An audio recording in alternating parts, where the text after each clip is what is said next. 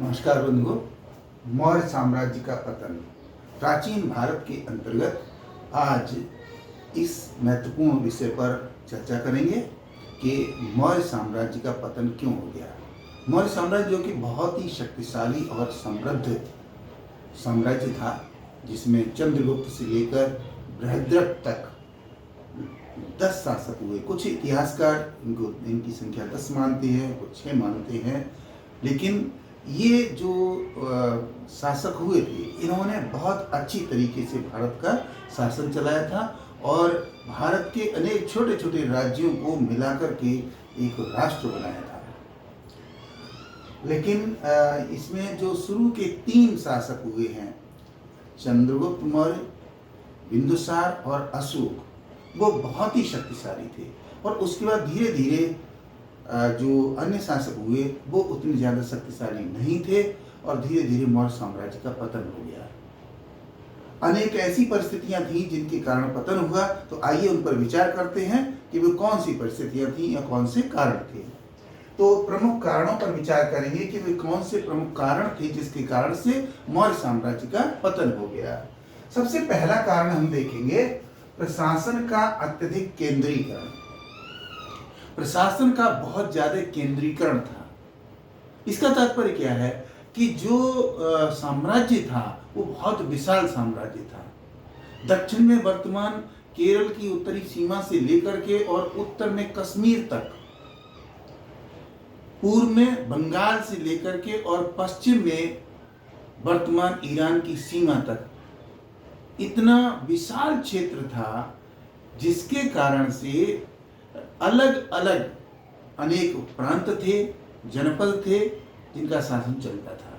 परंतु सारी की सारी जो नियंत्रण की व्यवस्था थी वो केंद्र की व्यवस्था थी, अर्थात पटना से होती थी, पाटलिपुत्र से होती थी, जिसके कारण से बहुत सी ऐसी समस्याएं थी जिनका स्थानीय स्तर पर समाधान हो सकता था, वो समाधान नहीं हो पा रहा था, जिसके कारण से धीरे धीरे प्रशासन, जब तक शक्तिशाली शासक रहे तब तक तो प्रशासन बहुत अच्छी तरीके से चलता रहा, लेकिन बाद में जैसे जैसे शक्ति कम होती चली गई शासकों की, वैसे वैसे ये जो केंद्रीय आदेश थे उन आदेशों का पालन उतना अच्छी प्रकार से नहीं हो पा रहा था जितना कि पहले हो पा रहा था, जिसके कारण से धीरे धीरे शक्तिहीनता बढ़ती चली गई और मौर्य राजवंश का पतन हो गया।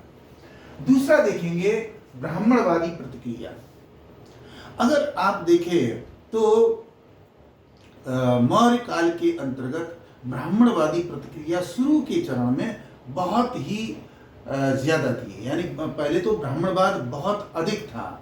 अशोक स्वयं ब्राह्मणवादी था, लगभग 60,000 ब्राह्मणों को प्रतिदिन भोजन करवाता था और सारी की सारी विचारधारा उसकी ब्राह्मण की थी।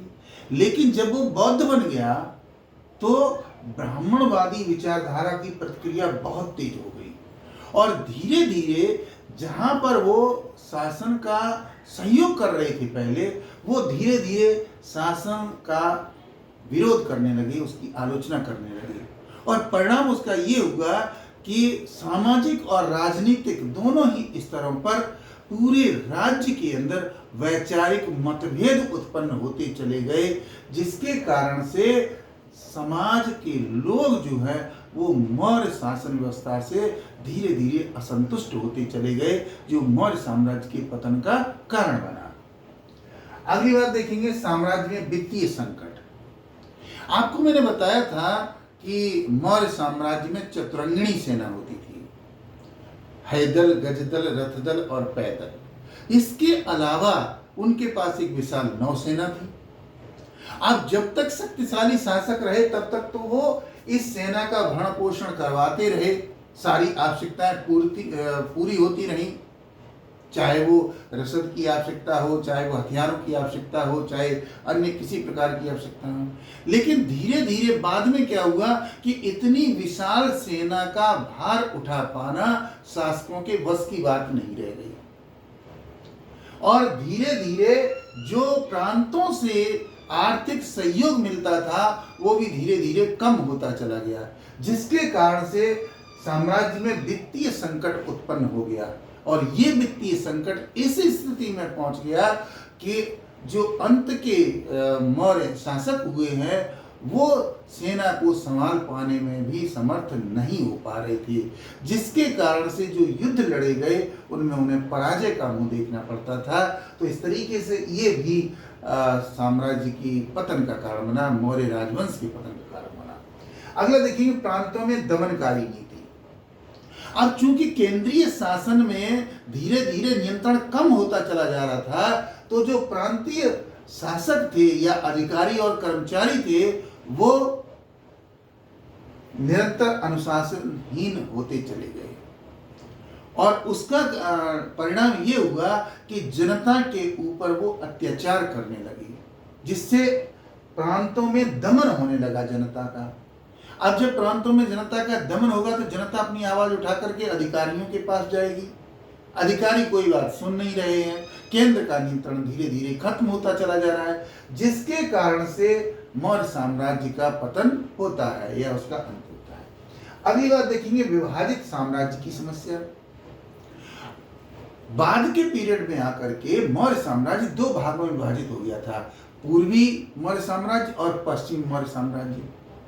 दोनों ही क्षेत्रों में अगर देखा जाए तो दोनों की सांस्कृतिक और भाषाई विविधताएं थी, जिसके कारण से इनमें सामंजस्य हो पाना बड़ा मुश्किल हो गया और केंद्रीय स्तर पर अब इतनी शक्तिशाली व्यवस्था नहीं रह गई जो इन दोनों को दोबारा एक कर पाती और दोनों पर नियंत्रण कर पाती। लिहाजा क्या हो गया कि साम्राज्य का विभाजन होने के कारण से धीरे धीरे अराजकता बढ़ती चली गई और उस अराजकता का परिणाम ये हुआ कि मौर्य साम्राज्य धीरे धीरे कमजोर होता चला गया और अंततः पतन की गर्त में समा गया। अगली बात देखेंगे अशोक के शक्तिहीन उत्तराधिकारी। अशोक बहुत ही शक्तिशाली था, उसने विशाल साम्राज्य को एक किया और अन्य अनेक राज्यों को जीतकर साम्राज्य में मिलाया, उसे संगठित किया। उसने राजनीतिक, सामाजिक और धार्मिक तीनों स्तरों पर बहुत बड़ी सफलता अर्जित की। धार्मिक दृष्टि से न केवल उसने अपने साम्राज्य के अंदर बल्कि साम्राज्य के बाहर विश्व के अनेक स्थानों पर बौद्ध धर्म पहुंचाने का प्रयास किया, लेकिन उसके बाद के जो उत्तराधिकारी थे वो धीरे धीरे कमजोर होने लगे। वो उतना साहस नहीं दिखा पाए, वो उतना पराक्रम नहीं दिखा पाए और क्या हुआ, उसके कारण से अनेक प्रांत थे वो धीरे धीरे स्वतंत्र होते चले गए और साम्राज्य विघटित होता चला गया, जिसके कारण से दोबारा इतनी शक्ति किसी शासक ने नहीं दिखा पाई कि वो इस शासन को संगठित कर पाता और मौर्य साम्राज्य को बचा पाता।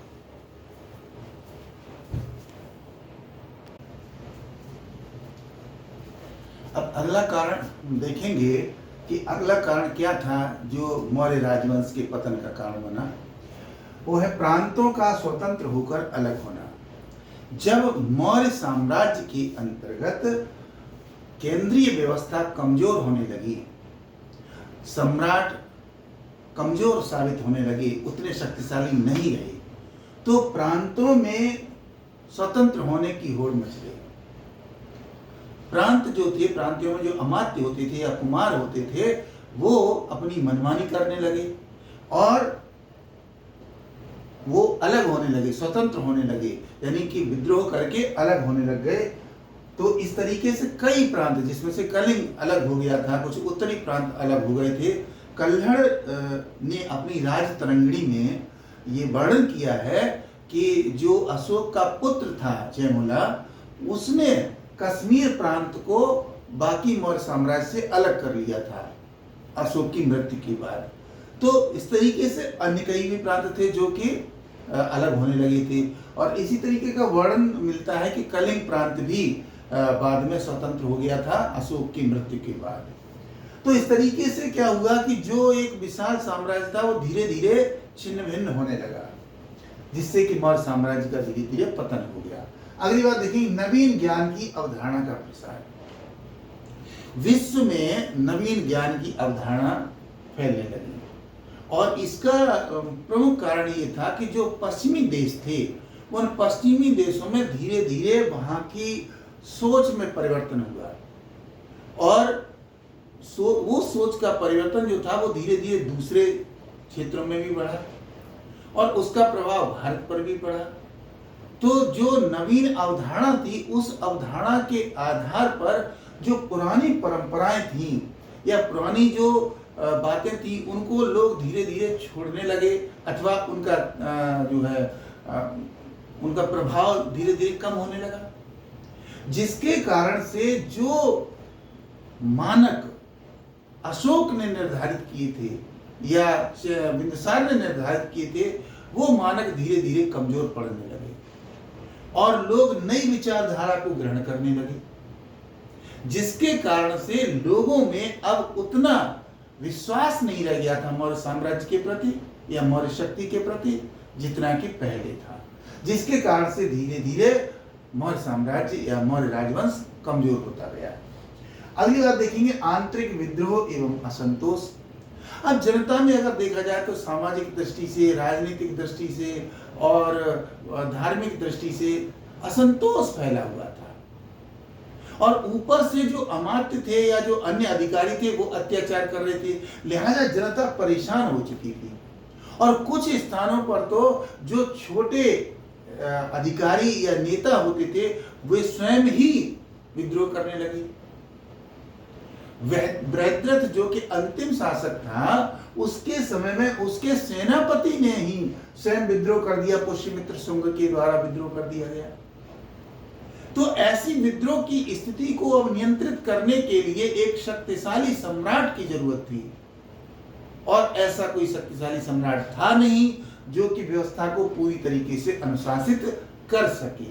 लिहाजा राजवंश कमजोर होता चला गया, स्थिति बिगड़ती चली गई। अब देखिए विदेशी आक्रमण, यही वह समय था कि जब विदेशियों ने आक्रमण किए, यूनानियों ने आक्रमण किए, टर्किश लोगों ने आक्रमण किए, तुरानी लोगों ने आक्रमण किए, और उन आक्रमणों के कारण से ये हमारी धीरे धीरे पोल पट्टी खुलने लगी। जिस चंद्रगुप्त मौर्य के समय में सिकंदर ने जब आक्रमण किया था, तो सिकंदर जो कि विश्व विजेता का उसे नाम दिया गया इतिहास में, वो भारत को नहीं जीत पाया था, और कारण कोई भी रहा हो, बहरहाल वो भारत से वापस चला गया। लेकिन उसके बाद में अनेक आक्रमणकारी आए और बार बार उन्होंने हिंदुस्तान पर आक्रमण किया, अनेक प्रांतों की जनता को परेशान किया, लूट मार की। तो चंद्रगुप्त मौर्य से लेकर अशोक के समय तक तो शक्तिशाली शासक होने के कारण से विदेशी डरते थे और वो बहुत ज्यादा सफल नहीं हो पाए, लेकिन उसके बाद में विदेशी सफल होने लगे, और जो मौर्य शासक थे वो इतना शक्तिशाली नहीं थे जो उन विदेशियों को रोक सके। लिहाजा धीरे धीरे फिर आक्रमण जो है होने के कारण से, चाहे वो मंगोल आक्रमण रहे हों, चाहे वो यूनानी आक्रमण रहे हों या फारसी आक्रमण रहे हों, उनके कारण से धीरे धीरे कमजोर होने लगा शासन। इसके बाद अशोक की दोषपूर्ण नीति, अगला जो कारण है वो मौर्य साम्राज्य के पतन के लिए अशोक को भी दोषी माना जाता है। यद्यपि अशोक ने मौर्य साम्राज्य को बहुत संगठित किया, सुव्यवस्थित किया, बहुत अच्छी तरीके से शासन चलाया, लेकिन उसे दोषी माना जाता है। दोषी क्यों माना जाता है? दोषी इसलिए माना जाता है क्योंकि उसने बौद्ध धर्म ग्रहण करने पर अपनी क्रूरता, निर्दयता और सारी की सारी चीजें छोड़ दी थी, साहस पराक्रम को कम कर दिया था। जबकि एक कुशल शासक के लिए इन चीजों को अवश्य रखना चाहिए। उसने आक्रामक नीति त्याग दी थी और उसके स्थान पर दया, करुणा, प्रेम, इन चीजों को अपना लिया था।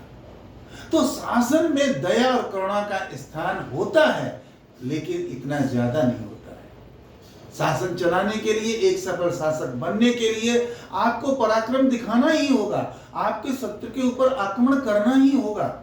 अगर आप ऐसा नहीं करते हैं तो आपका राज्य धीरे धीरे नष्ट हो जाएगा। तो अशोक की ये जो नीति थी, ये जो शांति की नीति थी, ये जो दया और करुणा की नीति थी, ये जो अहिंसा की नीति थी, वो मौर्य साम्राज्य के लिए घातक सिद्ध हुई। और उसके बाद जो शासक हुए, वो शासक भी उतनी प्रखरता के साथ नहीं आक्रमण कर सके जितनी प्रखरता से अशोक ने स्वयं किए थे।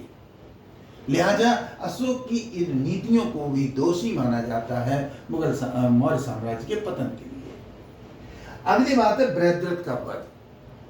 पुष्यमित्र शुंग जो कि सेनापति था इनका, और पूरा का पूरा राज्य देखता था, शासन देखता था, वो ही स्वयं अपने राजा की कमजोरी को देख करके, अपने राजा की शांति प्रियता को देख करके, अपने राजा के पीछे शक्ति को न देख करके, वो स्वयं ही इसके खिलाफ हो गया और उसने विद्रोह कर दिया था। विद्रोह ही नहीं, मौका पाकर के उसने, जब सेना की परेड हो रही थी, उस समय उसने वध कर दिया, अपने ही राजा का वध कर दिया। और जैसे ही अपने राजा का वध किया, वैसे ही मौर्य साम्राज्य समाप्त हो गया और उसके स्थान पर शुंग साम्राज्य की स्थापना हो गई। पुष्यमित्र शुंग के द्वारा मौर्य राजवंश का अंत कर दिया गया और उसके स्थान पर शुंग वंश की स्थापना कर दी गई, या शुंग साम्राज्य की स्थापना कर दी गई। तो इस तरीके से मैंने आपको बताया है कि आखिर मौर्य साम्राज्य का अंत क्यों हो गया, कौन सी वे परिस्थितियां थी, कौन से वे कारण थे जिनके कारण से इसका पतन हुआ। मैंने एक एक आपको कारण बताए हैं, जानकारी दी है। उम्मीद करता हूं ये जानकारी आपको अच्छी लगी होगी। अगर जानकारी अच्छी लगी है तो वीडियो को लाइक और शेयर करना मत भूलिएगा। और हाँ, यदि आपने अभी तक हमारा चैनल सब्सक्राइब नहीं किया है तो चैनल को अवश्य सब्सक्राइब कर लीजिए। चैनल का नाम है हिस्ट्री बाय लाइव सर। ऐसी महत्वपूर्ण विषय सामग्री आपके समक्ष हम लाते रहेंगे, जो कि सिविल सेवा परीक्षा के लिए बहुत ही उपयोगी है। निरंतर आप हमारी वीडियो देखते रहिए। Thank you very much.